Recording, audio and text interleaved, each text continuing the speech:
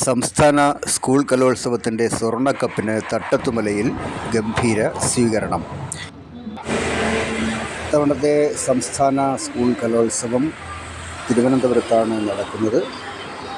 117 പവൻ സ്വർണം കൊണ്ട് രൂപകൽപ്പന ചെയ്ത സ്വർണ്ണക്കപ്പ് ഇതാ തട്ടത്തുമല ജംഗ്ഷനിൽ എത്തിച്ചേർന്നിരിക്കുന്നു. പ്രിയമുള്ളവരെ, സ്വർണ്ണക്കപ്പിന് ആവേശകരമായ വരവേൽപ്പ് നാം നൽകുകയാണ്. സംസ്ഥാന സ്കൂൾ കലോത്സവവുമായി ബന്ധപ്പെട്ട് ഏറ്റവും ഉയർന്ന പോയിന്റ് നേടുന്ന റവന്യൂ ജില്ലയ്ക്ക് നൽകുന്ന 117 പവന്റെ സ്വർണ്ണക്കപ്പ് തട്ടത്തുമല ജംഗ്ഷനിൽ എത്തിച്ചേർന്നിരിക്കുകയാണ്. ഈ സ്വർണ്ണക്കപ്പിന് ഉജ്ജ്വലമായ വരവേൽപ്പ് നൽകുവാൻ എല്ലാ നാട്ടുകാരെയും വിദ്യാർത്ഥികളെയും അധ്യാപകരെയും രക്ഷിതാക്കളെയും മാധ്യമപ്രവർത്തകരെയും ഞങ്ങൾ സന്തോഷത്തോടുകൂടി സ്വാഗതം ചെയ്യുന്നു.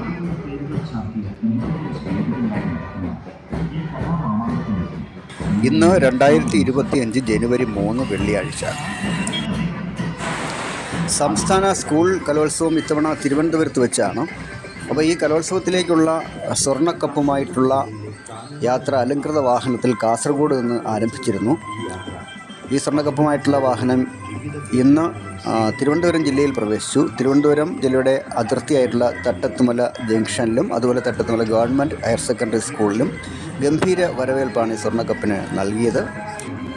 സ്റ്റേറ്റ് ഹൈവേയിൽ, അതായത് MC റോഡിൽ തട്ടത്തുമല ജംഗ്ഷന് സമീപം തന്നെയുള്ള തിരുവനന്തപുരം കൊല്ലം ജില്ലയുടെ അതിർത്തിയായ വാഴോട് നിന്ന് തന്നെ ഈ സ്വർണ്ണക്കപ്പുമായിട്ടുള്ള വാഹനത്തെ ആനയിച്ചുകൊണ്ട് വന്നിരുന്നു.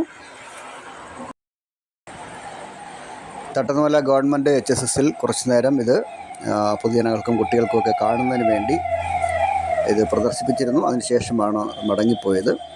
തട്ടത്തുമല ഗവൺമെൻറ് HSSലെ PTA അതുപോലെ തന്നെ പഴയകുന്നമല ഗ്രാമപഞ്ചായത്തും കിളിമാനൂർ ബ്ലോക്ക് പഞ്ചായത്തും ഒക്കെ സംയുക്തമായിട്ടാണ് ഇത് ഒരു ഗംഭീര വരവേൽപ്പ് പരിപാടിയായിട്ട് ആഘോഷിച്ചത്.